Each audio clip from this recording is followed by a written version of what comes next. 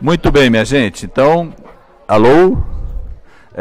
Chegamos então à nossa mesa 2 e começaremos com a professora Leonor Lourenço de Abreu, que vai apresentar o trabalho Você vai apresentar em português ou em francês? É a pergunta. Ele está em francês, eu vou falar tá bom. em francês. Então, tá bom. Então, a única é a Sônia que vai falar em português. Bon, à la confluence du modernisme et du surréalisme, Benjamin Perret et le noir brésilien. A professora Leonor de Abreu a enseigné le français et la littérature francophone aux universités de Feira de Santana et fédérale de Bahia, le portugais et la littérature lusophone à l'Institut de traduction d'Anvers. Elle est responsable de l'enseignement du portugais à l'Université catholique de Louvain avec Monsieur Kageber, Zilaberne et Ponge. Elle a dirigé Entre Réel et Surréal, Anthologia da literatura belga de língua francesa, de 2009, de Benjamin Perret. Elle a coédité Dans la zone torride du Brésil, 2014, et Les arts primitifs et populaires du Brésil, 2017. Elle a dirigé le dossier Le Brésil de Benjamin Perret, qui est Benjamin Perret, 2015. Elle prépare Brésil Noir, Lyon, Mainfort, 2022. Elle a co-dirigé Reconstruction du Brésil dans les imaginaires littéraires français et francophones, 2018. Professeur.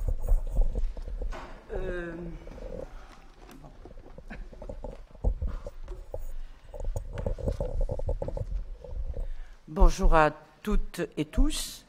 Bom dia a todas e todos. E eu estou assim numa situação um pouquinho... Vamos ver como é que eu vou me sair dessa.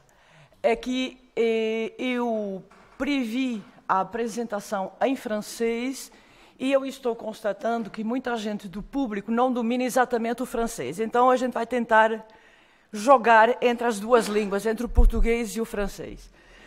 Eu agradeço muito aos organizadores do colóquio a possibilidade da minha presença aqui em Rennes, que não é a primeira vez, então, mas estou muito feliz. Donc j'avais prévu la présentation en français et les textes sur lesquels je me base sont traduits en français. Donc alors, j'essaierai à un moment ou peut-être dans le débat d'expliquer en portugais. Et en même temps, je me suis rendu compte peut-être que la réalité, ou enfin ce que je voulais vous communiquer, est quand même un peu vaste et peut-être que vous n'avez pas connaissance intégrale de certains éléments. Je vais peut-être faire quelque chose, une introduction générale, et puis je vais un peu me centrer sur mon sujet particulier, qui est vraiment le sujet, vous verrez tout de suite après de quoi il s'agit. Le noir brésilien, c'est très vaste, donc, mais vous verrez. Donc... Alors, pour commencer, Benjamin Perret. Vous savez donc le modernisme brésilien, il y a deux auteurs français qui sont directement liés au modernisme brésilien. En 1924, Oswald de Andrade, no Manifeste para o Brasil, cite Blaise Cendrars. C'est Blaise Cendrars. Le contact du modernisme, des modernistes à l'époque, les interlocuteurs français sont notamment Blaise Cendrars. Benjamin Perret est lié à la deuxième dentition de l'anthropophagie à partir de mars 1929. Donc je vais vous parler un petit peu de Benjamin Perret et comment il atterrit au Brésil en mars 1929. On n'atterrit pas comme ça au Brésil, on n'arrive pas comme ça, en tout cas il y a presque un siècle. Donc Benjamin Perret est membre du mouvement surréaliste. Il a été donc un des fondateurs avec Breton et les autres en 1924. Et la trajectoire du mouvement surréaliste, à partir de 1926-27, ils adhèrent en tout cas le groupe majoritaire, Breton, Aragon, Éluard et autres, adhèrent au Parti communiste. Et ça, c'est très important justement pour comprendre la trajectoire de Benjamin Perret au Brésil. Donc, Benjamin Perret est un des premiers à l'époque, parce que les surréalistes, en tant que révoltés, en tant que mouvement de révolte, entend insérer sa révolte dans le mouvement historique. Et le mouvement historique, c'était la Révolution d'octobre et toutes les perspectives qu'on annonçait qui étaient portées par ce mouvement révolutionnaire. Donc en 27, Benjamin Perret adhère au Parti communiste, en 26, pardon, et il publie des chroniques dans le journal du Parti communiste, l'Humanité, je failli oublier.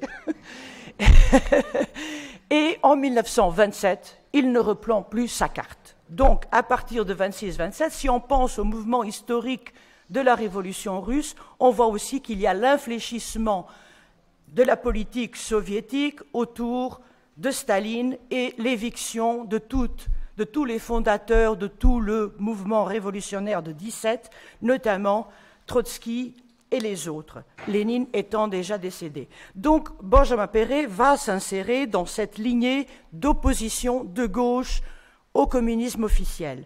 Et donc, c'est là que le Brésil entre en jeu. C'est là, justement, que, en 27, il y a des Brésiliens qui sont aussi au courant de ce qui se passe en URSS, qui se passe dans le monde en termes de révolution. Mário Pedrosa, le critique d'art, eh bien, il est nommé pour aller faire un stage à Moscou. Entre-temps, il passe par Berlin, il tombe malade et il n'arrivera jamais à Moscou. Ceci en 1927. Et Mário Pedrosa amorce déjà aussi une trajectoire de gauche au Parti communiste, au communisme officiel. Mário Pedrosa vient à Paris en 28. Or, Mário Pedrosa est lié, est marié ou sera marié à une certaine Mary Houston. Houston, la sœur de Elsie Houston. Elsie Houston est une cantatrice, interprète de Villa-Lobos, qui travaille, qui mène une carrière internationale, notamment à Paris. Et Mary Houston et sa sœur, eh bien, ils rendent visite aux surréalistes, à la galerie, pour avoir du matériel pour Mário Pedrosa, qui se trouve à Berlin. Mário Pedrosa connaît Benjamin Perret en 1928. Benjamin Perret rencontre Elsie Houston, donc en 27. Ils se marient en 1928. Les témoins de mariage, eh bien, Villa-Lobos et André Breton. Rien moins que ça. Donc, et Mário Pedrosa assiste au mariage. Donc, Perret a maintenant une famille brésilienne, une famille d'opposition de gauche. Et Elsie et Benjamin, Elsie Houston, donc elle est cantatrice, elle interprète Villa-Lobos, mais depuis 27, elle interprétait aussi des chants de macumba dans les spectacles qu'elle donnait à Paris, en Allemagne, en Suisse, en Belgique, etc. Donc, vous voyez, c'est quand même un monde qui se présente à Benjamin Perret. Lorsqu'ils arrivent au Brésil, le couple Perret-Houston, donc Houston, pourquoi le nom Houston?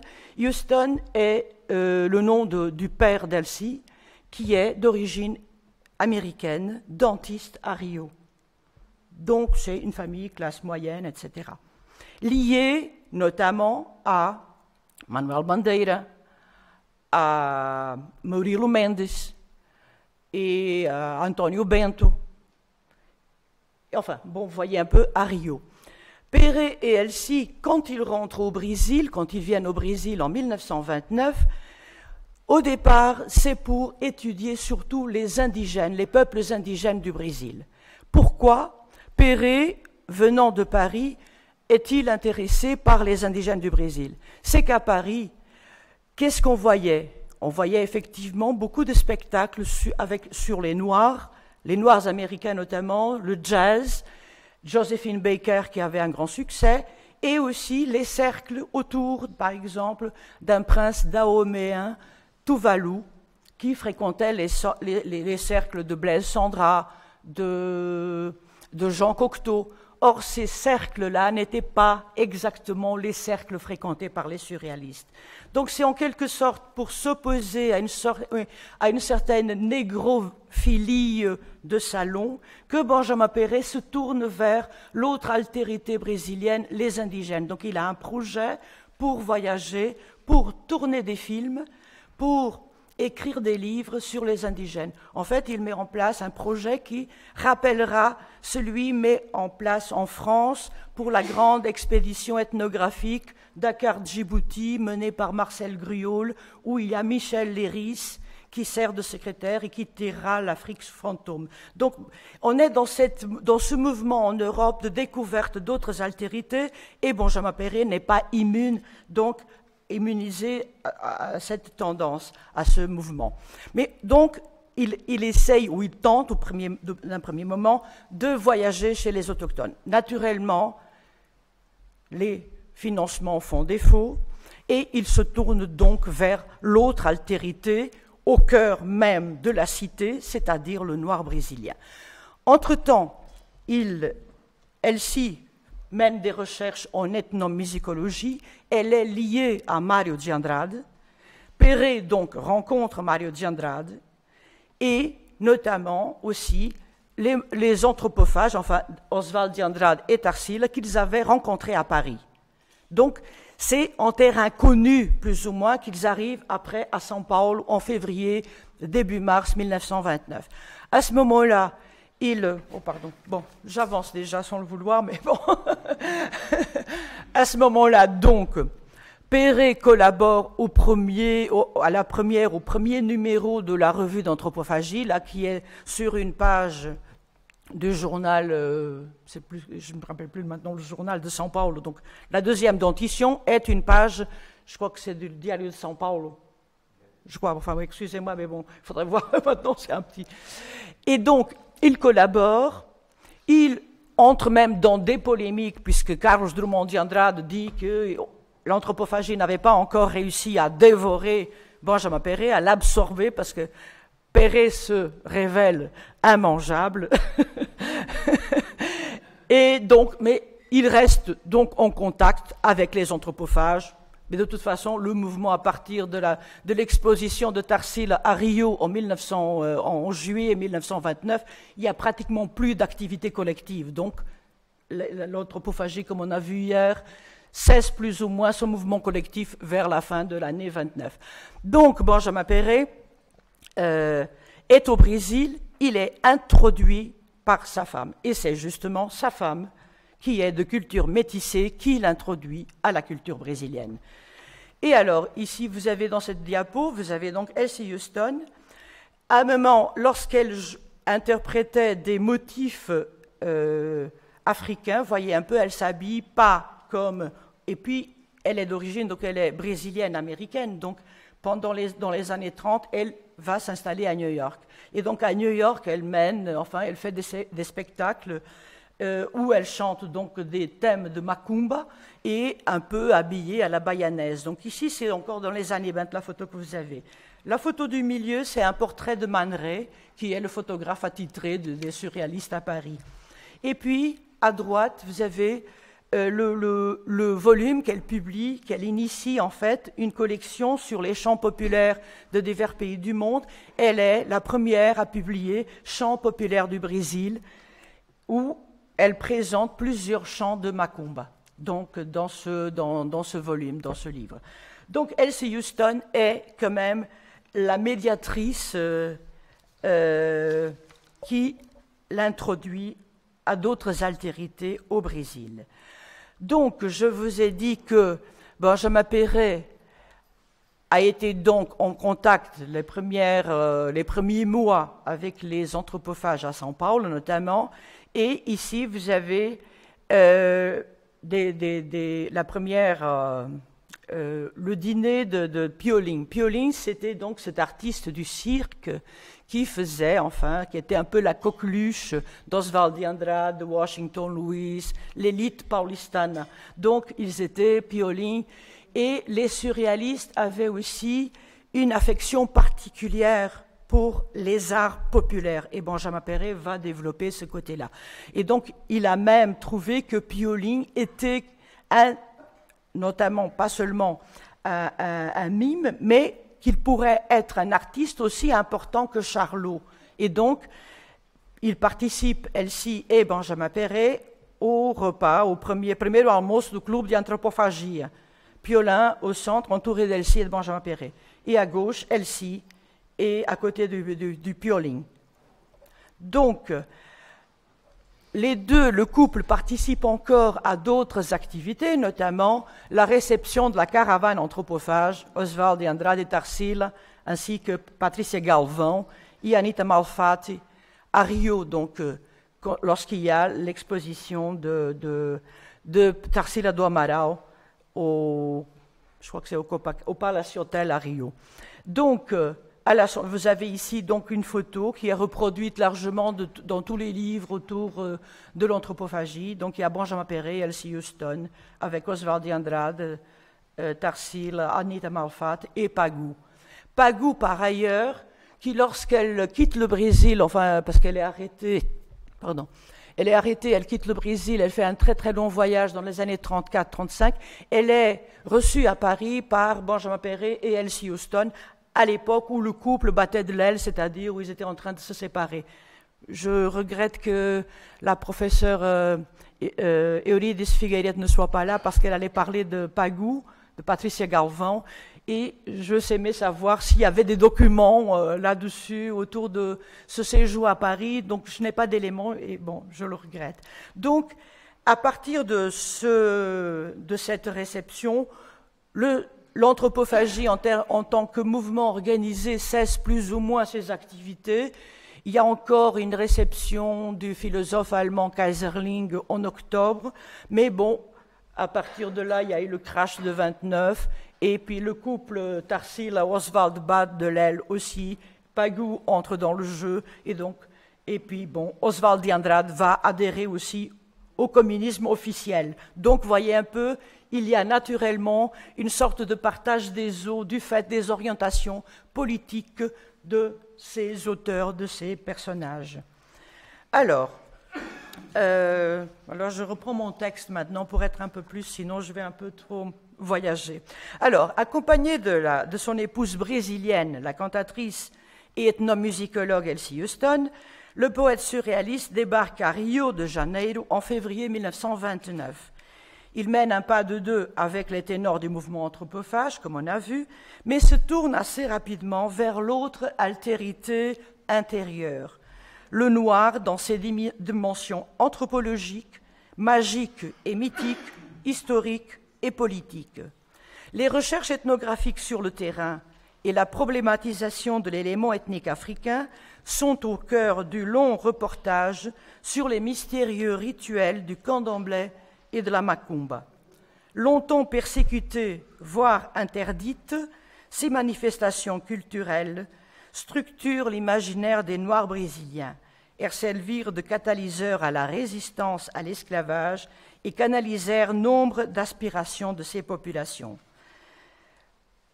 Dans sa démarche de défricheur et de déchiffreur de réalité et de sens, le poète visite les hauts lieux de la résistance active des Noirs.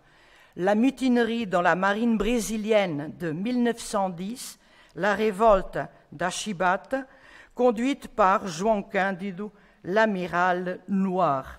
Voilà. Ensuite, il va se pencher sur les diverses insurrections urbaines du XIXe siècle à Bahia, et ainsi que sur le Quilombo de Palmares.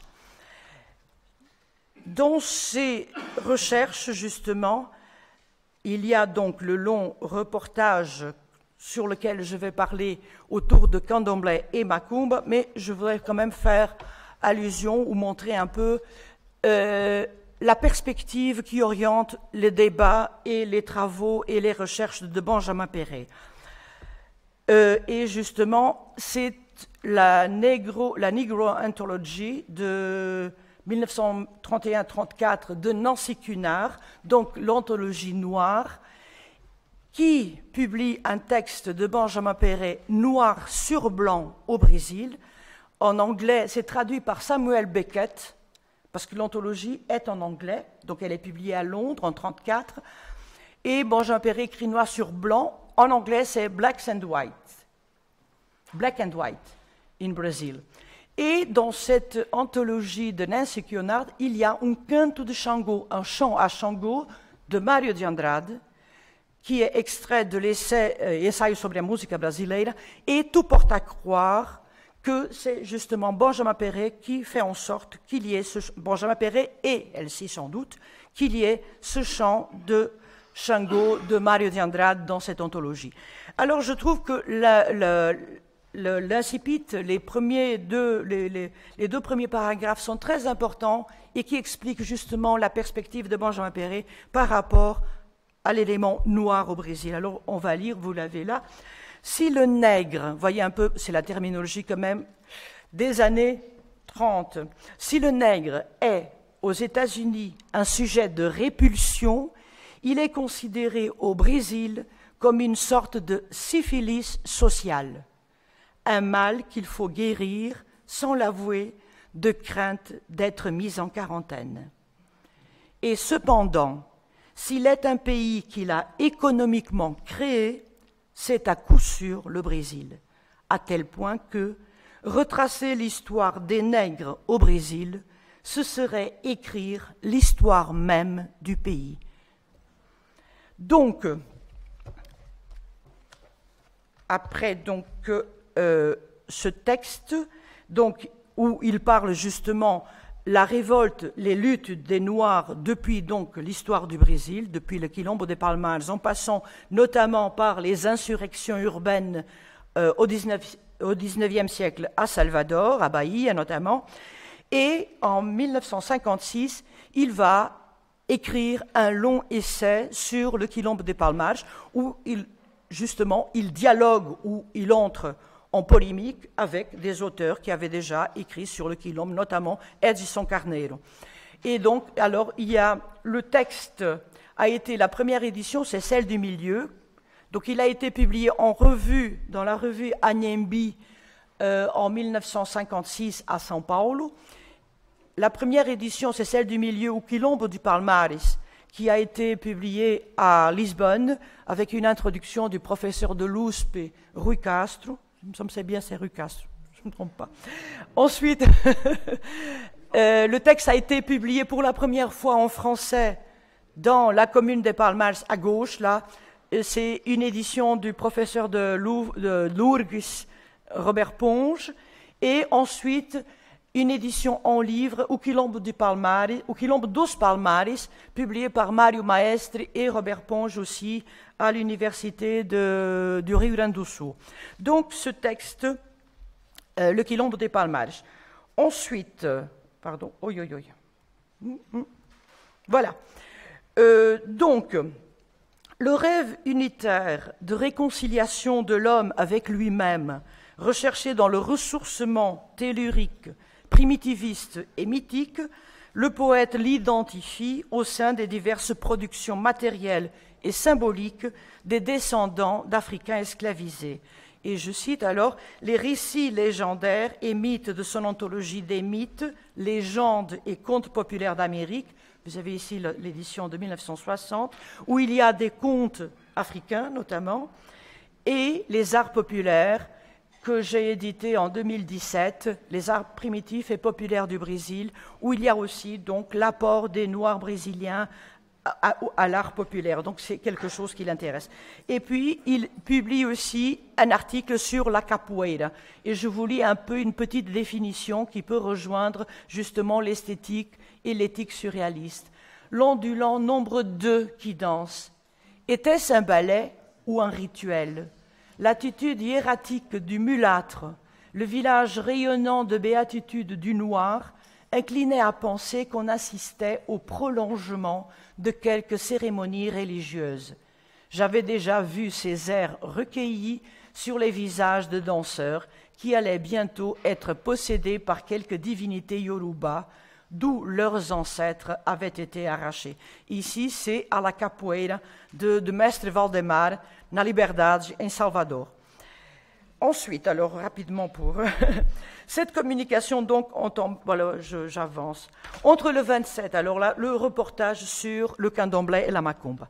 Entre le 27 novembre 1930 et le 30 janvier 1931, le quotidien de São Paulo, Diário da Noite, donne à lire, à intervalles irréguliers, une série de 13 chroniques signées Benjamin Perret ayant pour titre générique Candomblé et Macumba. Donc, je crois que c'est celle-là, oui. Vous avez ici le troisième de la série qui s'appelle un repas de saint, un jantar de santo. Il y a le reportage, donc ces 13 chroniques, entre donc 30 et 31, et il est illustré de cette chronique, ce document est illustré de 3 photos de Benjamin Perret.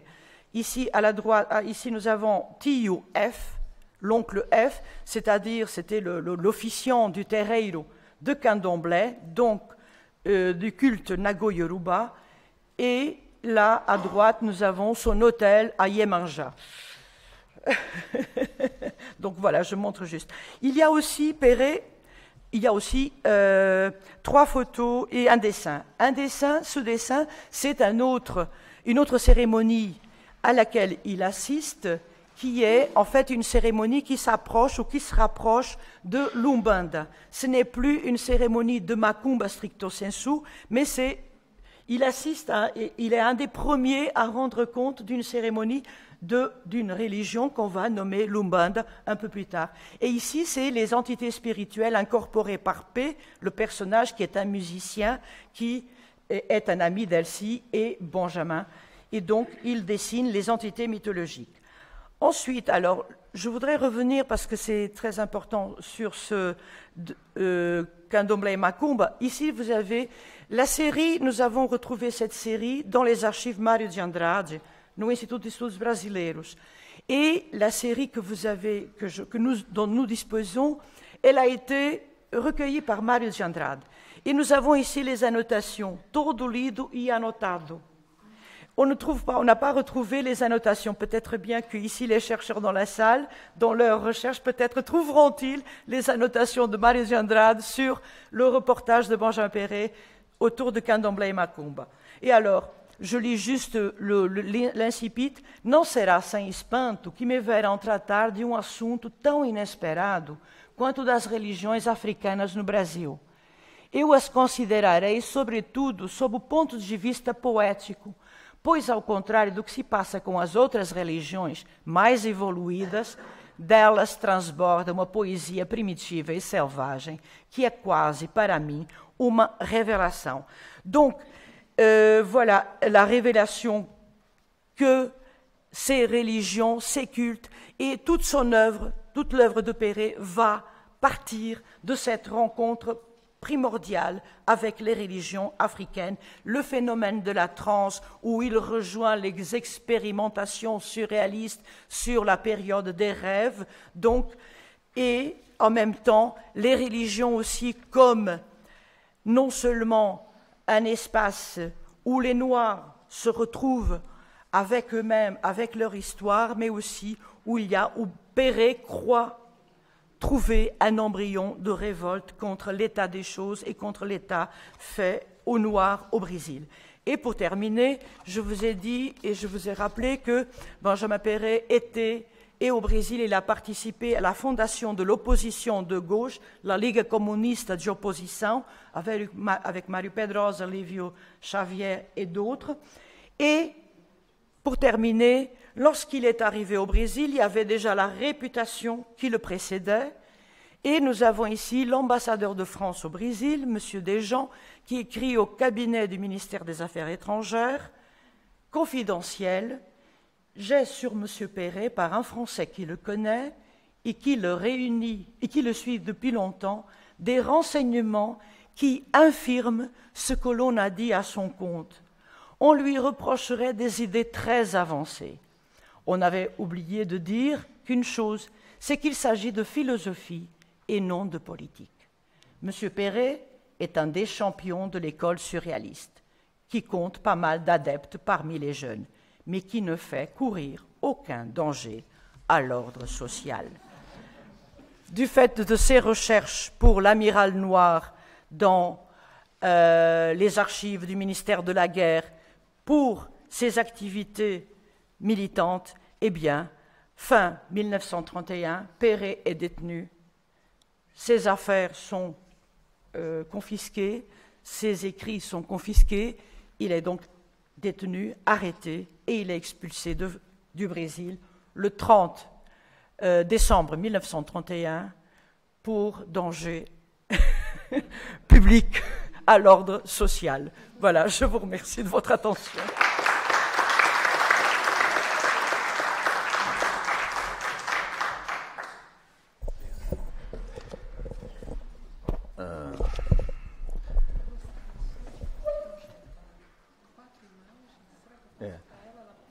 Leonor, vamos trocar de lugar aí para ela passar aqui. Não, acho que é melhor você ir lá, que não vai dar certo. Bem, então passaremos agora à professora Sandra Assunção, que vai falar sobre Cassiano Ricardo, l'épopée paulista, construction et héritage d'un mythe national. Sandra Assunção est maîtresse de conférences à l'Université Paris-Nanterre au département de portugais. Elle s'intéresse particulièrement au rapport entre centre et périphérie, littérature et immigration, littérature et mémoire, littérature et représentation de la nation. Parmi ses publications, le plus récente, Representações do Passado Traumático em obras de Roberto Drummond e Bernardo Kucinski, Dan Gonçalo Vilas Boas et ali, Cadernos de Literatura Comparada, Exílio e Memória, Portugal e o Brasil na Rota dos Refugiados, do Nacionalsocialismo, número 45, dezembro de 2021, Em Nome dos Pais, de Mateus Leitão, um relato pós-memorial contra o esquecimento, em Gina Gomes, org, Narrativas Brasileiras Contemporâneas, Memórias da Repressão, Porto Alegre, Polifonia 2020, e L'Invention de la Nation Métisse, de Gabriela Giroffle et Canel, de Jorge Amado. Revue Crisol, numéro 21, Invention du Sud, 2020, sur Presse.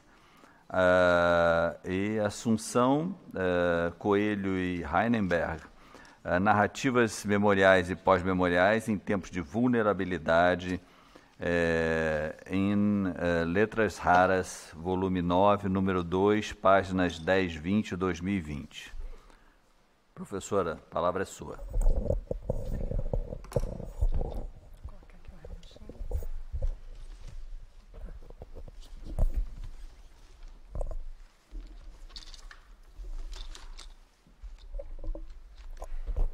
Olá a todos, bom dia. Eu gostaria também de agradecer a oportunidade de estar aqui. Não estão ouvindo? Mais alto. Mais perto. Ah, tá. Então, sim? Agradecendo a oportunidade de estar aqui nesse colóquio maravilhoso, compartilhando com vocês essa reflexão sobre Cassiano Ricardo, que, como a minha colega, também não sou especialista, né, do modernismo, e muito menos de Cassiano Ricardo, mas foi uma grande, bela descoberta e gostaria de continuar a pesquisa sobre este autor fascinante, por todas as suas contradições, inclusive. Eu sinto muitíssimo, como a colega anterior, mas achei que precisava ter uma cota de textos em francês no colóquio e acabei fazendo algo que dificulta para todos nós, que é ter escrito o texto em francês, mas as citações estão em português, espero que esteja compreensível. Então, eu vou passar aqui para a leitura, contando o tempo a partir de agora.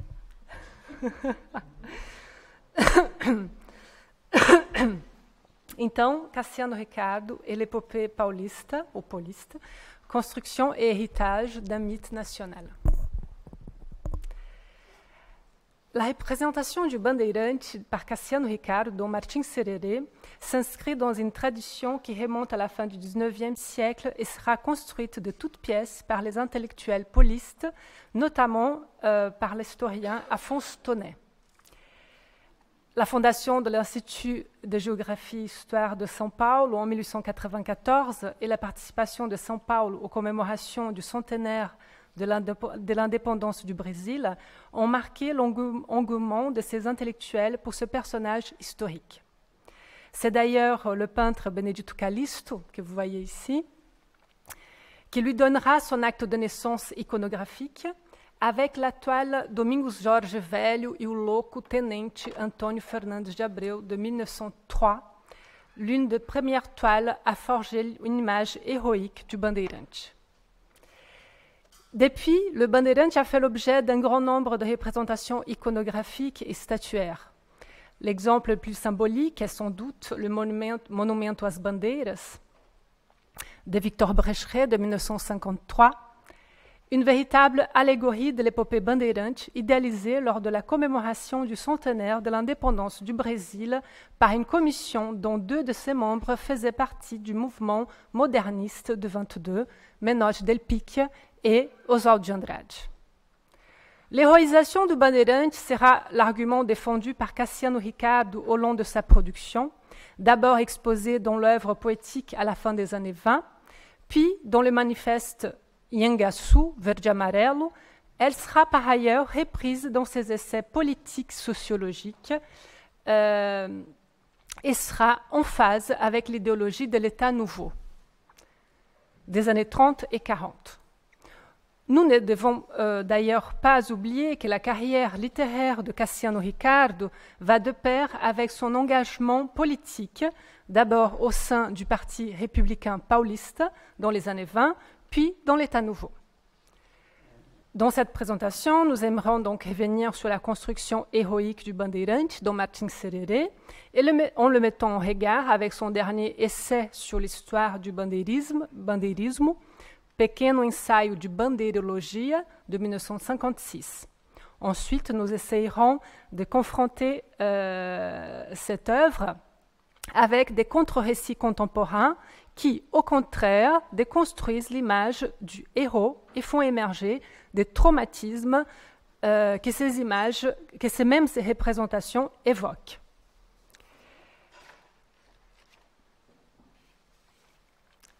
Publié donc en 1928, l'œuvre poétique Martin Sererê de Cassiano Ricardo, inscrite dans le courant d'avant-garde conservateur verde amarelo du modernisme brésilien, ne représente en effet que le début d'une trajectoire littéraire et politique d'un intellectuel qui fera de São Paulo et du personnage du bandeirante 2 symboles majeurs de son œuvre. Dans le manifeste Inhangaçu Verde Amarelo de 1929, signé par Plínio Salgado, Cassiano Ricardo, Menotti del Pic, les idéologues du mouvement proposent un apport régional pour la construction de la nation. À leur sens, l'amérindien a été incorporé sans résistance à la formation d'une culture nationale. Sa disparition n'est donc pas vue comme tragique. Au contraire, elle suit la marche naturelle de l'histoire brésilienne pour la création d'une race métisse, unique, dont l'amérindien n'est qu'un des éléments fondateurs. Et je cite un petit extrait du manifeste. Os tupis desceram para serem absorvidos, para se diluírem no sangue de gente nova. É a raça transformadora das raças, e isso porque não declara guerra, porque não oferece a nenhuma das outras o elemento vitalisante da resistência. Dans cette vision, São Paulo apporte une contribution majeure pour construire la nation et le bandeirante devient le symbole d'un métissage réussi. Les éléments paratextuels de la première édition de Martin Sererê sont intéressants car dialoguent avec l'argument du livre, à savoir la mise en valeur d'une culture nationale issue d'un métissage racial. L'épigraphe de Plínio Salgado, supprimée depuis après dans les éditions à partir de 1935, donc l'épigraphe de Plínio Salgado présente le personnage Martin Sererê comme l'essence même d'une nation pluriethnique. Je le cite: se ele foi o curumim das tabas, o moleque das senzalas, deve ser também o italianinho das nossas fazendas de café e o escoteiro das nossas escolas. É a criança travessa. E, como criança, é a própria imagem da pátria. Fin de citation. Le découpage du livre nous propose une lecture linéaire de l'histoire nationale, mais sous un point de vue régionaliste. En effet, dans l'œuvre, l'histoire du Brésil coïncide avec l'histoire de São Paulo et de sa contribution à la formation de la nation dans les 3 moments phares: le processus colonial, l'entreprise bandeirante et l'économie caféière. Martin Sererê est un enfant allégorique du processus d'assimilation et de métissage. L'auteur nous fait part d'une progression raciale idéologique par laquelle l'enfant amérindien, noir, immigré, sera éduqué par la discipline de l'école pour pouvoir devenir le futur citoyen de la patrie.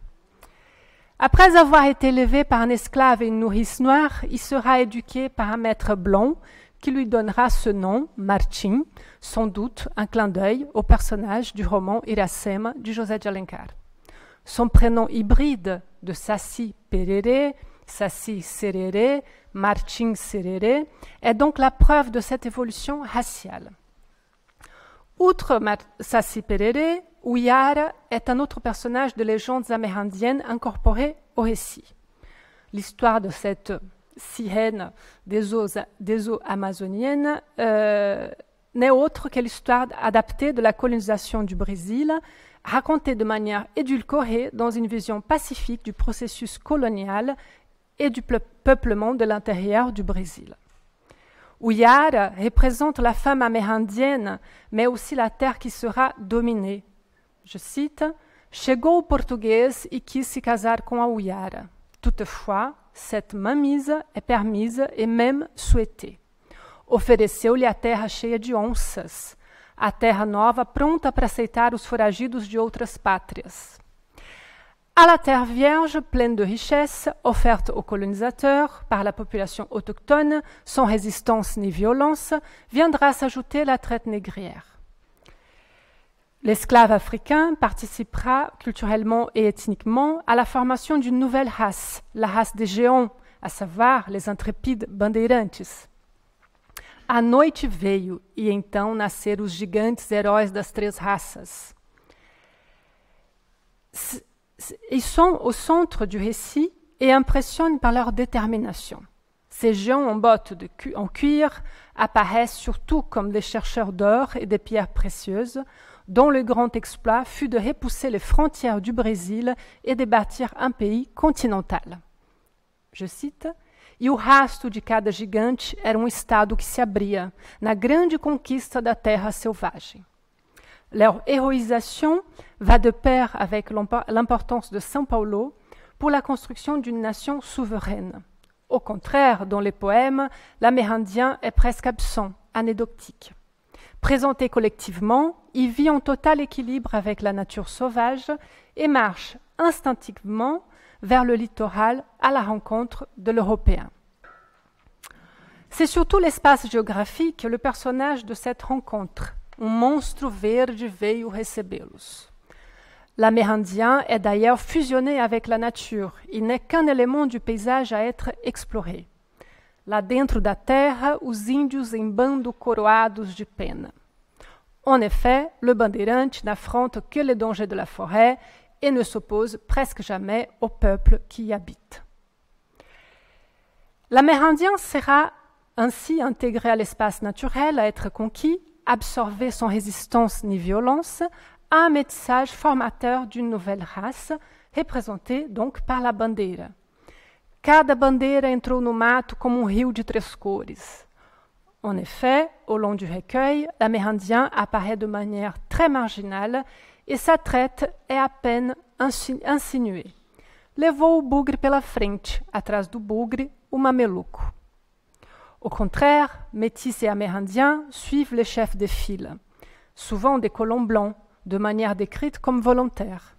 E lá se foi todo tropel guerreiro de mamelucos e de carijós para as Gerais, para o sertão goiano.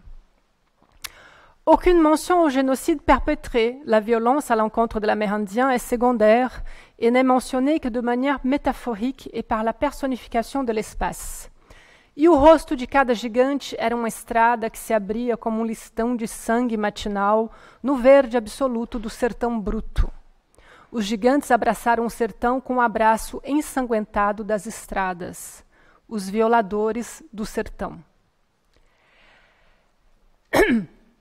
La construction du personnage du Bandeirante, intrépide et martyr, et de l'Amérindien sauvage et pacifique, s'inscrit dans le récit proposé par Ricardo de la nation, qu'il défendra également dans d'autres ouvrages, et ce jusqu'en 1956, l'année de la publication de Ensaio de Bandeirologia. Néanmoins, l'usage de la violence à l'encontre de l'Amérindien apparaîtra dans ses essais, donc Brasil no original et Ensaio de Bandeirologia, mais il sera atténué et même justifié. Dans Brasil no original, la cruauté du Bandeirante n'est qu'une forme d'autodéfense. Je le cite. O pioneer da bandeira só praticou a crueldade contra a crueldade. Pagou com a vida sua audácia, perecendo expedições inteiras destroçadas pelos paiaguás do oeste e pelos castelhanos de Imbororé do sul. Pagou com a fome e a dureza da conquista e com que fim? Para fundar, em última análise, uma grande pátria que foi, desde os primeiros momentos, a libertação americana de todos os oprimidos. 20 ans plus tard, dans Ensaio de Bandeirologia, de 56, l'auteur d'ajouter que l'esclavage de l'Amérindien n'est qu'un chapitre de l'histoire glorieuse du bandeirismo. A indústria dos apresamentos representa, porém, apenas um capítulo do bandeirismo, não seu objetivo constante e principal. O ouro é que caracteriza a finalidade da bandeira. En plus, il défend que le bandeirante ne fait que s'adapter aux habitudes nomades de l'Amérindien. O bandeirismo não foi, em suma, a glorificação do índio na sua capacidade andeja? As atas da Câmara não estão cheias de casos de índios que eram trazidos amorosamente pelo caminho da paz? Cette épopée construite par différents intellectuels à la fin du XIXe et début du XXe siècle fait preuve de l'idéalisation d'une tradition pauliste basée sur les caractères pionniers de son panthéon de grands hommes. Elle sert à prouver, dans un premier temps, la contribution de São Paulo à la construction d'une nation forte dont l'unité du territoire prend forme à travers le métissage paisible des trois races. Par ailleurs, la représentation idéalisée de l'entreprise Bandeirante dans les années 20 fera écho à un projet d'assimilation de l'Amérindien à la civilisation brésilienne au long du XXe siècle. À la différence que pendant l'État nouveau, o Estado Novo, l'épopée Bandeirante ne sera plus la contribution de São Paulo à l'identité régionale, mais un élément d'unification nationale en vue du projet du gouvernement Vargas de coloniser le Brésil de l'intérieur. A Marcha para o Oeste, titre d'un ouvrage de 2 volumes de Cassiano Ricardo sur l'épopée paulista, publié en 1940, est aussi celui du projet pionnier de Vargas d'expansion vers l'intérieur du pays, preuve d'une syntonie entre le projet politique de l'État nouveau et l'idéologie défendue par Cassiano Ricardo. J'aimerais donc agora, gostaria de falar então desse outro ponto de vista possível, não é? Que é o muito atual. Donc le point de vue de l'autre et la déconstruction d'un mythe. Au contraire de l'idéal racial construit par Cassiano Ricardo et les différents intellectuels des premières décennies du XXe siècle, les études historiques de référence dont nous disposons aujourd'hui soulignent le caractère meurtrier des expéditions bandeirantes.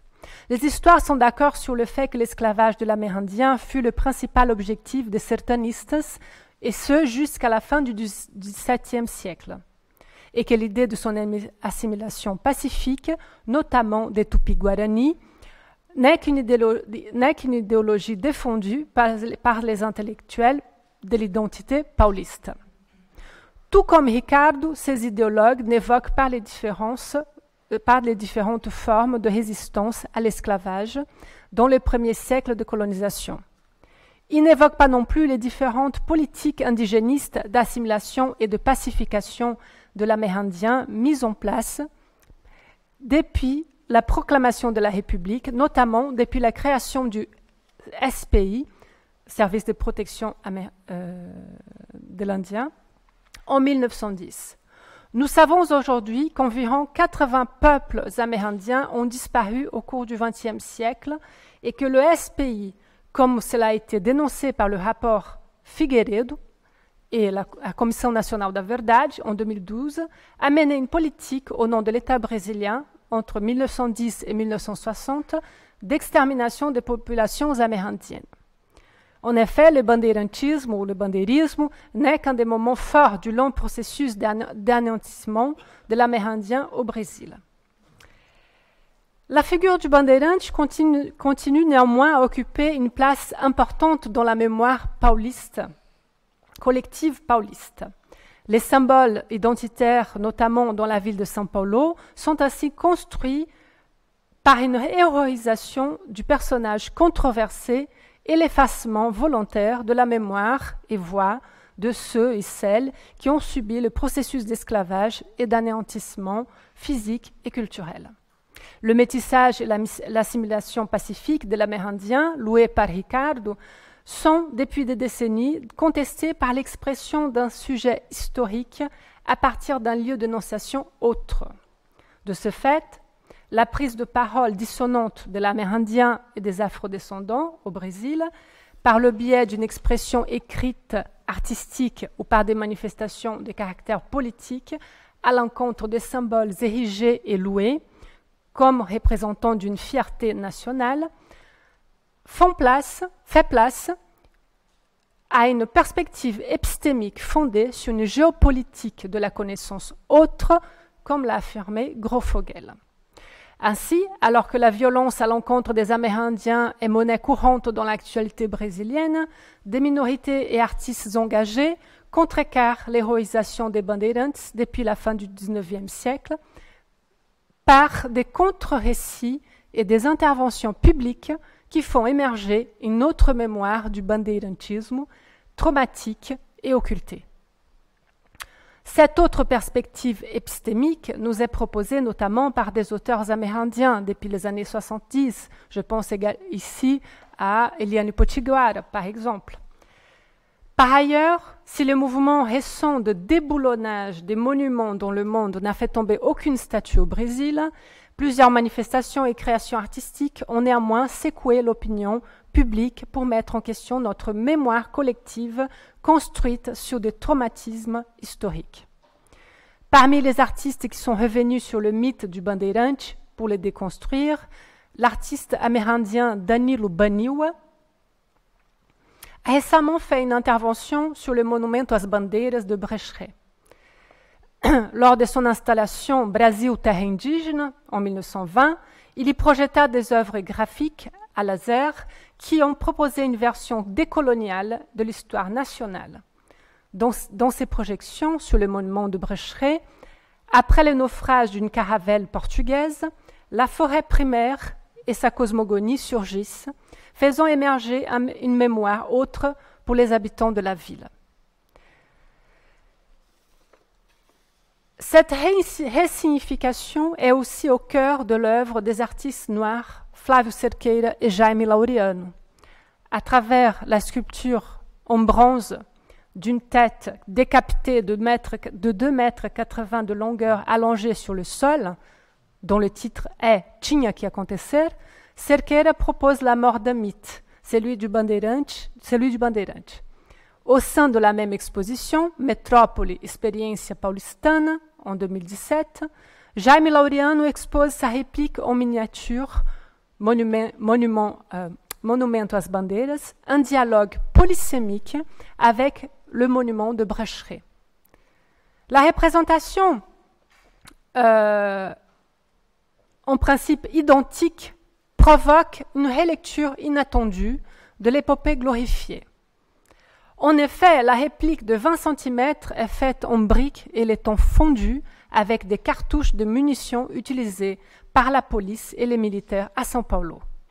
La violence du passé est réactualisée dans celle du présent et le bandeirante d'hier est réincarné par une police violente dont les plus grandes victimes sont toujours les jeunes noirs au Brésil, les jeunes hommes noirs au Brésil. Selon l'artiste, le monument às bandeiras est un totem à la barbarie incarné hier par les bandeirantes et relayé dans l'actualité par la police au Brésil. Pour les théoriciens de la post-mémoire, les événements traumatiques, bien que refoulés, seront hérités par les générations d'après, par affiliation ou transgénérationnelle. Dans son texte « Ce qui touche à la mémoire », Marianne Hirsch nous montre comment l'expression artistique peut véhiculer des traumatismes intergénérationnels d'une sphère plus privée ou communautaire vers une sphère plus collective, nationale. Pour un dialogue avec la réalité brésilienne ici analysée, nous pouvons affirmer que les artistes engagés Baniwa, Cerqueira et Laureano font partie de cette génération d'après, héritière des traumatismes qui dépassent le cadre communautaire familial.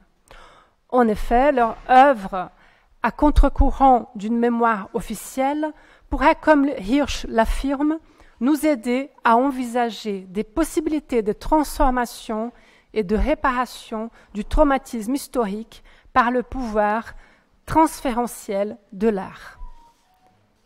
Et donc, pour conclure, 100 ans après l'avènement du modernisme, des symboles controversés sont encore loués comme étant représentatifs d'une identité régionale. À São Paulo, cette figure héroïque a fait l'objet d'un grand nombre de représentations iconographiques et statuaires.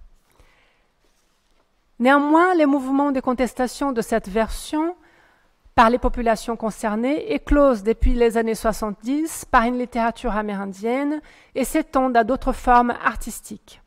Les différentes manifestations revendiquent un nouveau lieu d'énonciation et déconstruisent l'idéal racial, culturel, forgé dans les années 20, 30 et même plus tard par des intellectuels comme Cassiano Ricardo et Gilberto Freire, d'une nation métisse et non violente. Obrigada.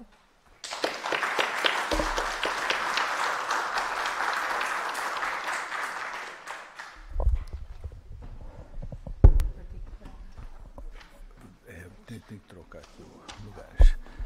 Bem, a nossa última fala desta sessão será da professora Sônia Neto Salomão. O título será Tradição e Modernidade, Localismo e Cosmopolitismo em Carlos Drummond de Andrade. Sônia Neto Salomão é catedrática de Língua e Literatura Portuguesa e Brasileira na Sapienza, Universidade de Roma, diretora da Cátedra Antônio Vieira, do Instituto Camões e presidente da Associação Italiana de Estudos Portugueses e Brasileiros.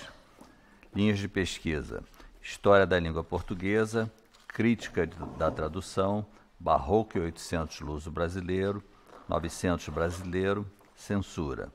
Alguns volumes: Antônio Vieira, Sermões Italianos, Antônio Vieira, As Lágrimas de Heráclito, Da Palavra ao Texto, A Língua Portuguesa nos seus percursos multiculturais, Traduzione, Tradizione, Machado de Assis e o Cânone Ocidental, Itinerários de Leitura, Prêmio Jabuti de Teoria e Crítica Literária, Temas de Língua Portuguesa, do Pluricentrismo à Didática.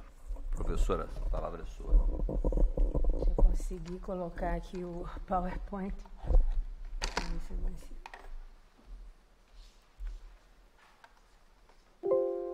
Tá? Tá certo aí? Estão vendo? Ok. Obrigada. Sim. Então, as primeiras palavras são de agradecimento para os organizadores desse congresso, Mireille Garcia e José Luiz Jobim, meu parceiro de outros projetos históricos em Roma, no Rio de Janeiro, e agradeço muito por ter me envolvido nesse projeto e por estar aqui juntamente com vocês. Vou diretamente ao texto por conta do tempo, não é? E vou ler como foi, então, solicitado. A poética de Carlos Drummond de Andrade representa uma contribuição personalíssima para o modernismo histórico brasileiro e o seu desdobramento.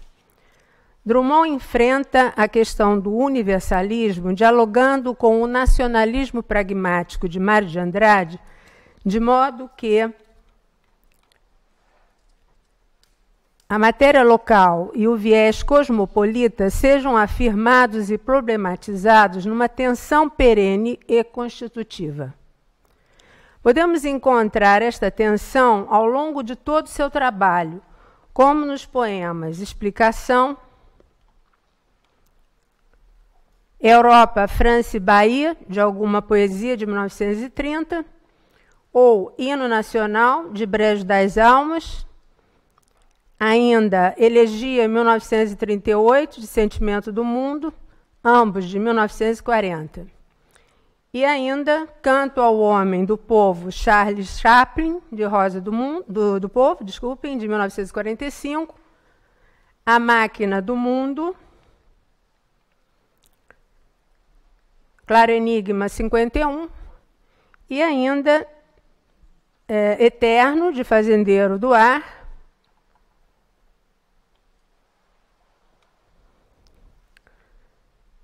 de 54, desculpem que eu avancei aqui, Pranto Geral dos Índios, de A Vida Passada Limpo, de 59, O Homem, as Viagens e as Impurezas do Branco, de 73, entre muitíssimas outros poemas que eu não citei.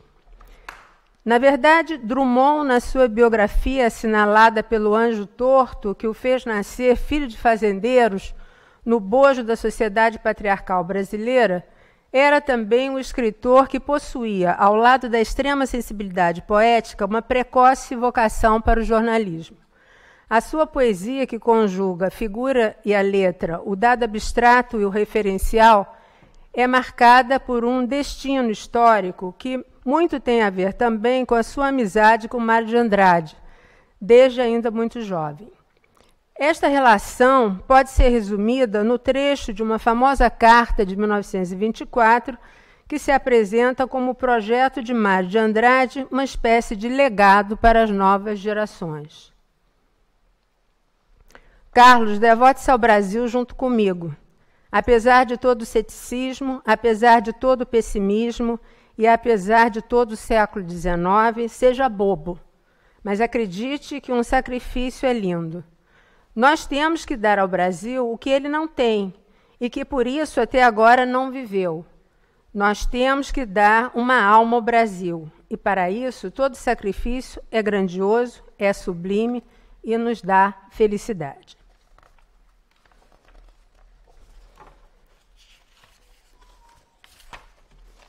Entre as inúmeras questões que o modernismo propôs, portanto, estava a do binômio nacionalismo e identidade cultural, que o movimento desenvolveu no âmbito da coincidência desejada com o aniversário da independência do Brasil.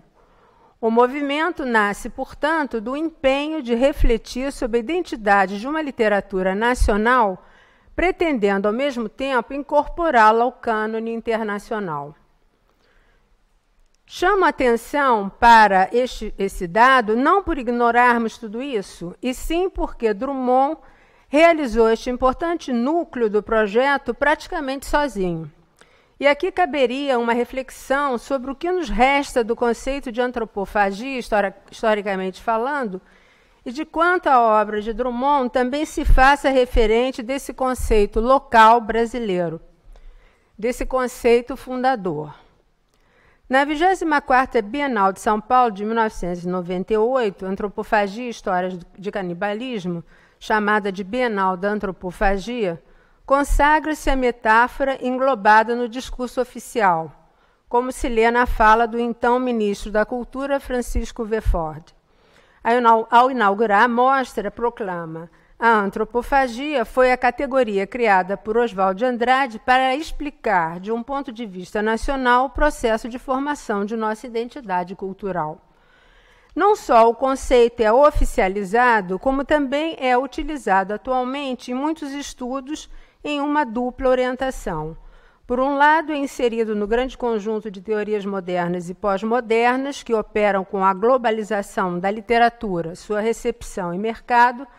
Por outro lado, o conceito de antropofagia cultural remete a uma tradição especificamente brasileira, evocada através das crônicas seiscentistas de autores como Hans Stade, André Tevet e Jean Delery, sobre o canibalismo dos tupinambás. A ambivalência entre o nacional e o internacional se configura hoje digerida pela crítica, sendo que o conceito, na sua autorreferencialidade, pode ser substituído por outros como intertextualidade, mestiçagem, creolização, hibridismo e assim por diante. A obra de Drummond parece confirmar a antropofagia como resposta à importação da técnica que tudo homogeneiza nas sociedades periféricas, principalmente.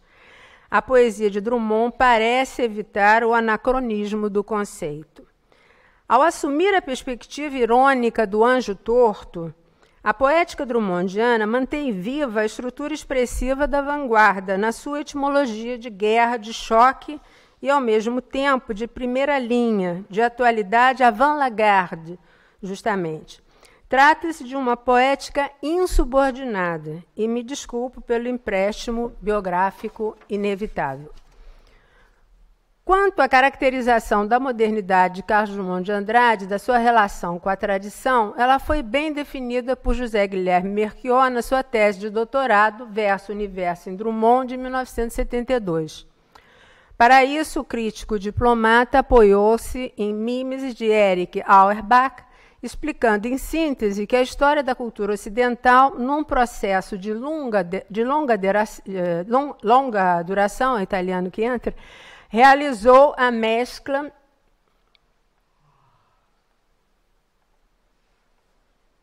Desculpe, mas os slides estão indo sozinhos. Por quê? Não sei. Estranho.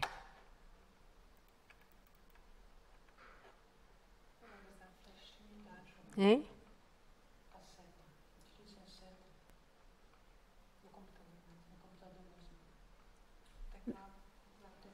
Ah, tá.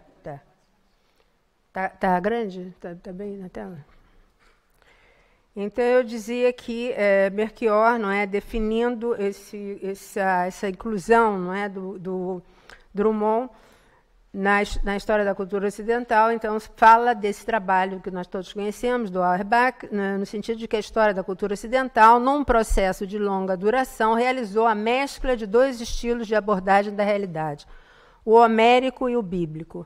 Este movimento, que tem raízes fortes e subterrâneas, conheceu um grande obstáculo no período clássico, com a separação dos estilos no que diz respeito à mistura de temas cotidianos com tratamento sublime. Num trecho da sua argumentação, Melchior afirma: além de universal, a poesia drummondiana é também muito atual. Melchior não explica o porquê, mas podemos avaliar que essa atualidade se deva a três eixos que têm a ver com o tema que discutimos hoje e com o ethos central da arte moderna: a recusa do patético, o espírito da paródia e a substituição de uma ótica trágica e idealizadora da vida por uma perspectiva grotesca. Portanto, tudo isso posto a serviço do espírito modernista, sem ignorar a contribuição do ataque liberador surrealista, como neste verso muito significativo de consideração do poema: são todos meus irmãos, não são jornais, nem deslizar de lancha entre camélias. É toda a minha vida que joguei. Nem deslizar de lanchas entre camélias, significativo verso da obra drummondiana, é uma contribuição àquela poesia moderna que se definiu desde Baudelaire e que fez com que Alceu Amoroso Lima considerasse o poeta mineiro como uma espécie de Baudelaire da nossa poesia moderna. entendendo aqui a sensibilidade moderna existencial do homem da grande cidade e da sociedade de massa na alta literatura lírica. De modo muito esquemático, poderíamos dizer que Drummond significou, no âmbito do modernismo, a realização do projeto revolucionário da primeira hora, criando uma poesia rica e substancial, liberada do servilismo em relação aos modelos estrangeiros, promoveu a inserção da sua poesia no tocante à realidade social concreta, principalmente com o Sentimento do Mundo e a Rosa do Povo, e evitou a superficialidade intelectual na busca constante de novas formas e novos temas através do estudo e da experimentação. Foi um antropófago voraz, obstinado e coerente. A respeito deste último ponto, a superficialidade intelectual, assim como Machado de Assis no século XIX, a poesia drummondiana é uma poesia da gnose, da problematização filosófica e da pesquisa psicossocial, que é, no fim, responsável por uma antropologia do homem brasileiro. Em Confissões de Minas, de 1944, Drummond contextualiza o modernismo brasileiro e percebe a tensão na qual se encontra diante dos deslocamentos temporais do fazer modernista em seu projeto de renovação estética e atualização da inteligência artística. Demonstra a permanência de algumas conquistas modernas do romantismo no modernismo e analisa Fagundes Varela, Casimiro de Abreu, Gonçalves Dias, Abigar Renaud e Emílio Moura, principalmente quanto a certo mal-estar diante do caos urbano. O prosador informa os leitores sobre a existência de mitos e invenções do movimento de vanguarda. Tece a sua autobiografia e se posiciona frente à guerra e à ditadura brasileira, que a guerra e a ditadura reivindicam o seu sentimento do mundo. Ele pertence à escola mineira, que jamais quis ser uma escola, confessa, abrindo espaço para se pensar nos diversos modernismos do Rio, do Nordeste, de Minas e assim por diante. Ou seja, ele anuncia esse processo que nós estamos vivendo agora, não é? De repensar a gênese do modernismo e os diversos modernismos. Em 1951, o poeta estava maduro para uma coletânea como Claro Enigma, cujo título, em oxímoro, colocava no meio do caminho de sua própria obra, realizando uma ultrapassagem com o seu mais famoso poema A Máquina do Mundo.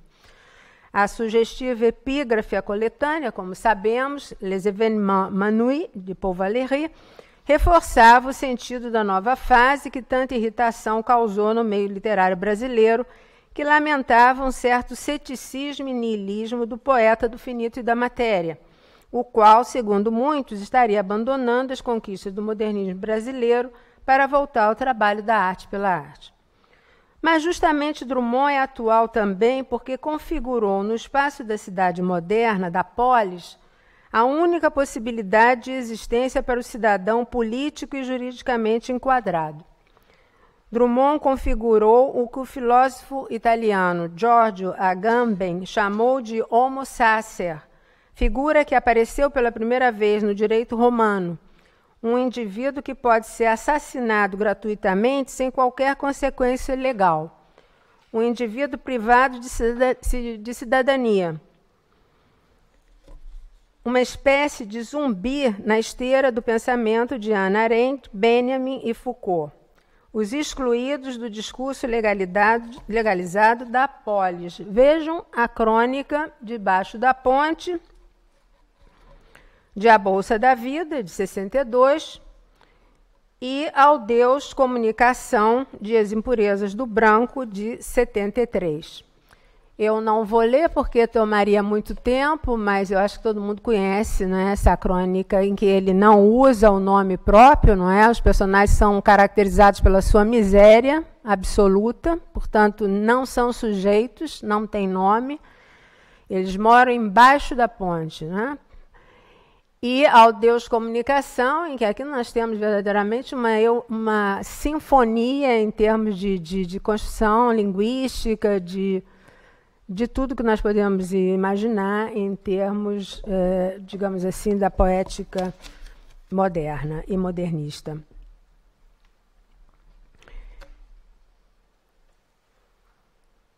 Drummond intui os perigos da modernolatria e de uma certa ideia da modernidade. Teme o germe da violência, o explodir da bomba, teme a violência do artifício e da programação burocrática do sistema. Do medo passa a melancolia e a experiência da dor do homem contemporâneo. Termino esta apresentação com 2 exemplos da relação entre tradição e modernidade, com aquele tom local que mistura Itabira com edifício esplendor. Trata-se do trabalho linguístico realizado na obra drummondiana de poesia e de prosa. O autor mineiro representa uma espécie de síntese do modernismo brasileiro no que diz respeito à língua literária. A criação de neologismos, a absorção dos diversos registros da língua, o popular, o regional e o familiar, para chegar até a língua especial, a língua da ciência, da gíria, do baixo calão e do erotismo. Outro vetor importante, menos explorado, diz respeito aos arcaísmos, quando, retornando aos clássicos luso-brasileiros, traz para os seus textos palavras esquecidas, geralmente usadas aqui também de forma humorística, mas sempre num trabalho de erudição e de insuspeitado conhecimento filológico. É no âmbito deste laboratório da palavra que encontramos Topo e Camonianos numa insuspeitada crônica de 1970, O Outro Nome do Verde, em que se dá esta curiosa revisitação.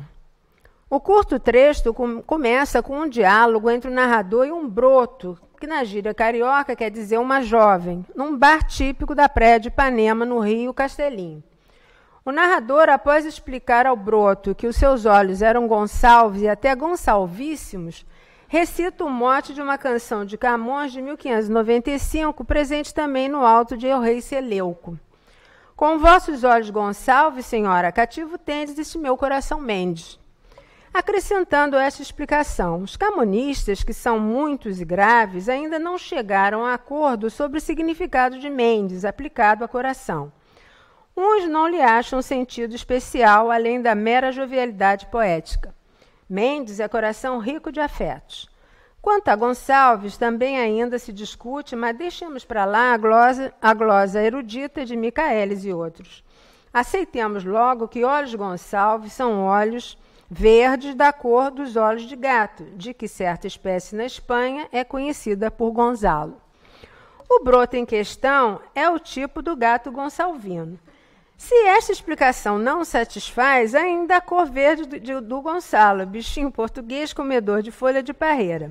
A uva chamada Gonçala. E a hortaliça da Índia chamada Gonçalim, palavra de Guimarães Rosa, não parece?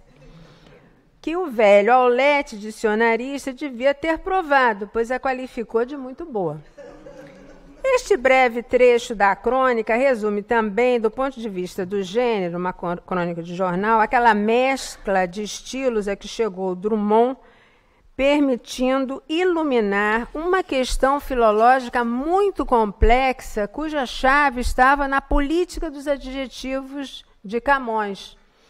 Numa crônica aparentemente banal, num papo de bar, Drummond fornece a chave para a decifração de uma questão filológica centenária, que foi discutida por todos os grandes filólogos da língua portuguesa.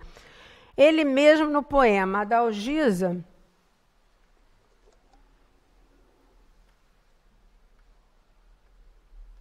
ai, de novo? Mas o que é isso?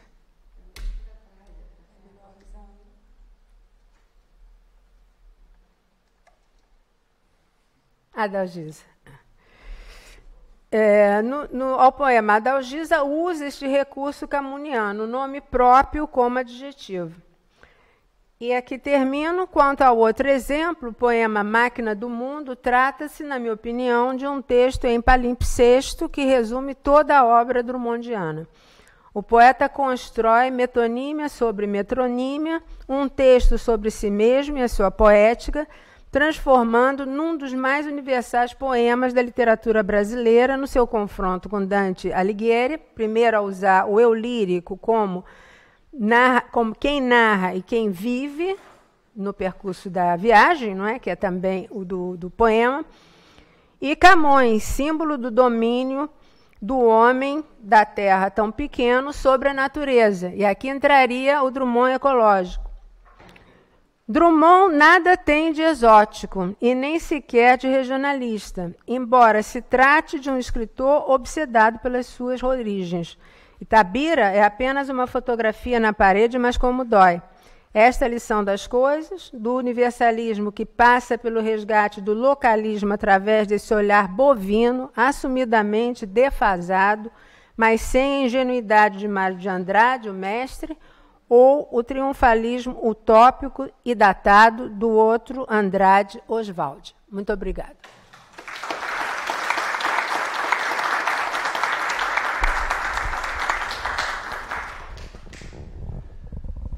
Muito bem, temos 10 minutos cravadinhos aqui para a nossa discussão final aqui. Alguém se deseja fazer questão aí?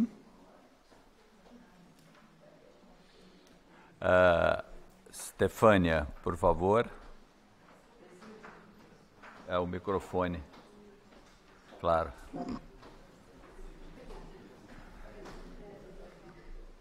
Sem o microfone vai ser difícil, né?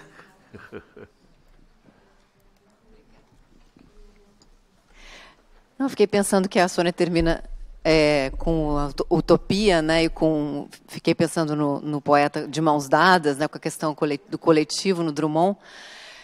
Mas, enfim, queria ouvir um pouco também a Sônia e a Sandra, porque chamou muita atenção no ano passado uma entrevista do escritor Itamar Vieira Júnior no programa Roda Viva, no Brasil, em que ele disse que o tempo de conciliação acabou, que nós precisamos de rupturas. E fiquei pensando na ruptura de Tinha que Acontecer, lá da Cabeça no Chão, não lembro do artista, mas era mais uma provocação para pensar em quantas obras contemporâneas estão trazendo finais sangrentos, como o próprio Torturado, e um pouco de sangue aí nessas obras, né, que estão relendo esse passado opressor. O que vocês pensam sobre isso? Acho que, enfim, você está trazendo um imaginário das artes plásticas, enfim, mas para reler um pouco e pensar se, de fato, esse tempo da conciliação acabou e se o momento, sei lá, é de violência, de um pouco de violência, não só na palavra, mas no gesto, no ato, né? E só para comentar, saiu um livro chamado Pagu no Metrô, da escritora Adriana Harmony, que fala do ano da Pagu em Paris. É uma autoficção, enfim, mas foi muito recente. Então, é o ano misterioso da Pagu em Paris. Mais alguém?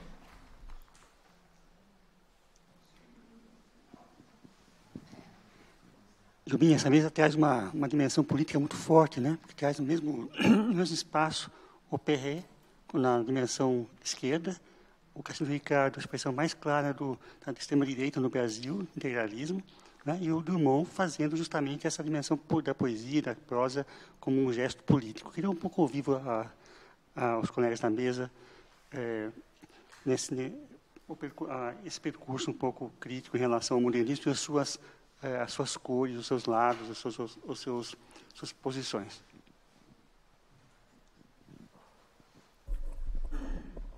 Ok? Bem, então, vou passar pela ordem, né?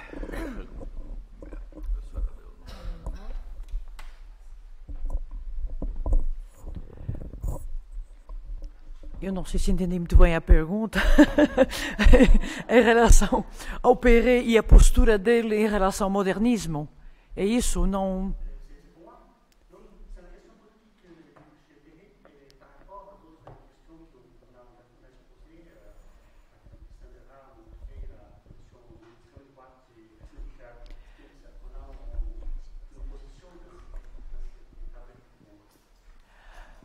Bom, naturalmente, o Perret, a postura dele desde o início, e justamente foi uma trajetória sempre muito, digamos,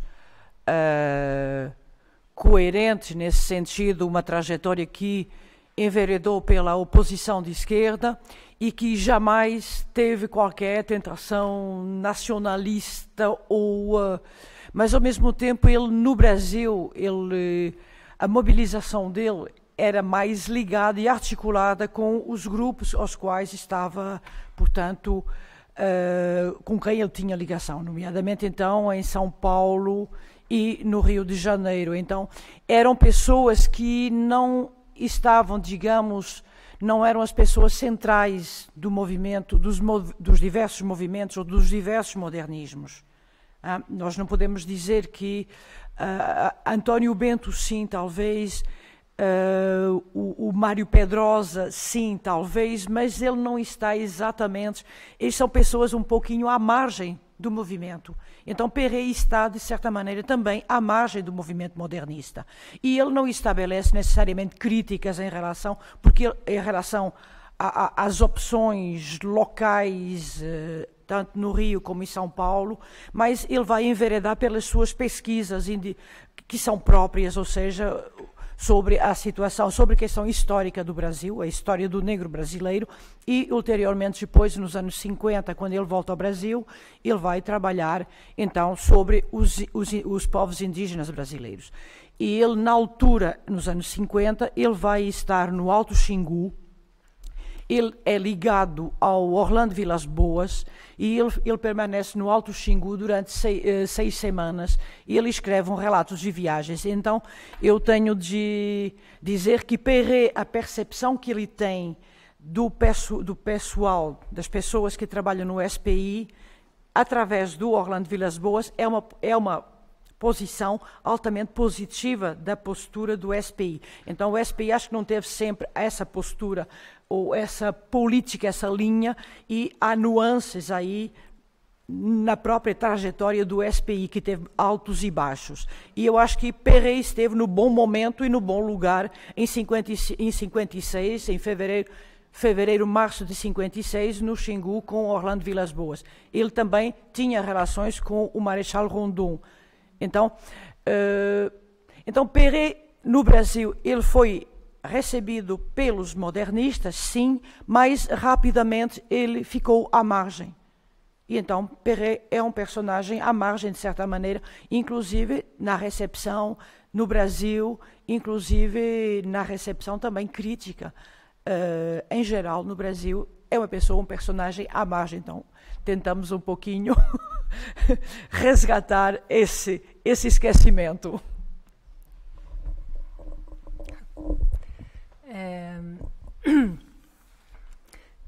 Na verdade, assim, pensando nessa questão a Stefânia falou, né, o tempo da reconciliação acabou.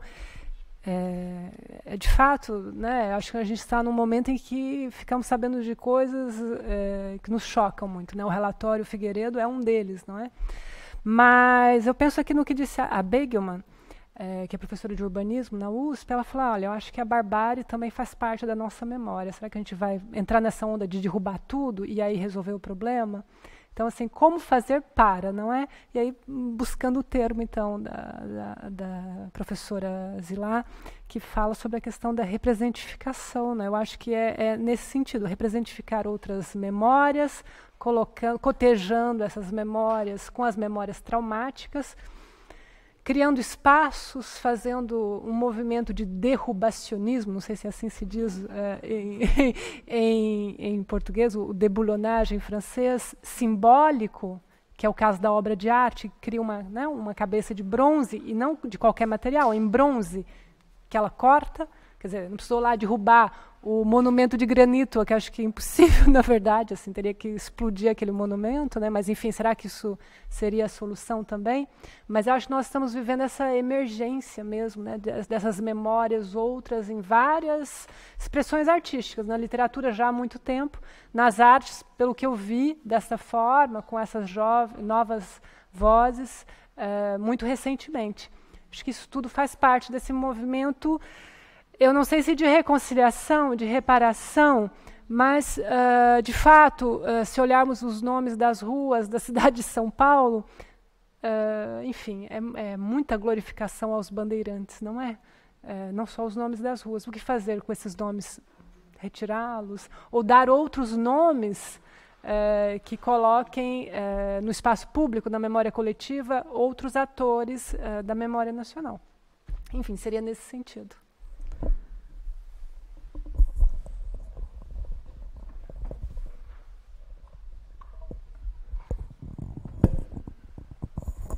Bem, em relação à pergunta da Stefânia, o meu texto é um texto comprimido, né, em todos os sentidos, comprimido como pílula e comprimido como compressão. Mas eu acho que há algumas coisas que a questão do modernismo nos colocou e nos coloca ainda, não é?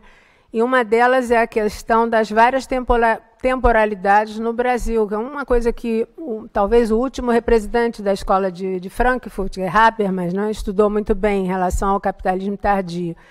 A sociedade brasileira é isso, né? Nós somos uma mistura de raças, de etnias, de temporalidades, pela questão mesmo da extensão do país, não é? Da sua forma agrária, dos movimentos, não é? De aceleração impostos de fora para dentro. Portanto, digamos que se concentrou nessa imagem, porque tem um movimento, há os movimentos, há a semana, não é? E há uma alegoria, né? Isso que eu tentei, de certa maneira, mostrar. Se concentrou em torno disso, então, se concentraram várias questões. Eu acho que aquela intuição do Oswald de Andrade foi muito interessante, porque ele mudou o referente, não é? Ele teve uma intuição. Ele mudou o referente. Olha, isso não é uma coisa banal. Eu me lembro que Humberto Eco publicou um livro no ano 2000, 2002, 2003, que falava justamente dessa questão da troca do olhar, não é? A troca do ponto de vista do referente, não é? Mas isso aqui seria uma coisa que nós iríamos longe em relação à antropologia, várias coisas. Enfim, não é o momento. Digamos que esse insight, não é, que depois o Oswald tentou trabalhar com a questão de uma espécie de história, não é, aos avessos, não é, partindo de Montaigne até Rousseau, tudo isso, de certa maneira, tinha como objetivo construir uma sociedade nova, né? Uma sociedade alternativa. E daí isso também está junto com o projeto do Partido Comunista, por exemplo, quando se instalou, né? Comunismo duro, quando se instalou, e os intelectuais, então, daquele momento, daquela segunda fase, então, aderiram. Ora, para não ir muito longe, vamos pensar no Emicida, no rap Emicida, e vamos pensar naquele rapping deles no Teatro Municipal, em que o documentário se abre com aquelas escadarias de mármore, né, as cortinas de veludo, e todos vestidos de branco, todos afro-brasileiros, pelo menos 95% ou 99% do público afro-brasileiro, com a folhinha de arruda aqui. Eu que sou machadiana, me lembrei logo do início do Isaú Jacó, da Bárbara, da cabocla do Morro do Castelo, que também tinha uma folhinha de arruda, né? Portanto, um símbolo muito forte. E o canto era... nós não recebemos lição de ninguém. Quer dizer, não tem intelectual hoje de Rio e São Paulo que possa dar lição para essa produção periférica, não é, que está sendo realizada em zonas, digamos assim, chamadas, né, tradicionalmente de periféricas, porque é uma outra conversa, não é? É uma outra conversa, uma outra tribo. Depois nós podemos conversar sobre tudo, quer dizer, isso eu assisti na Europa, em Roma, no Netflix, quer dizer, há um jogo mercadológico aí muito grande também, mas isso também é uma outra conversa, a gente não pode misturar. O que há é a presença desse tipo também de produção, não é? Que, de certa maneira, realiza alguma coisa que talvez o Mário gostasse muito de ver hoje, não é?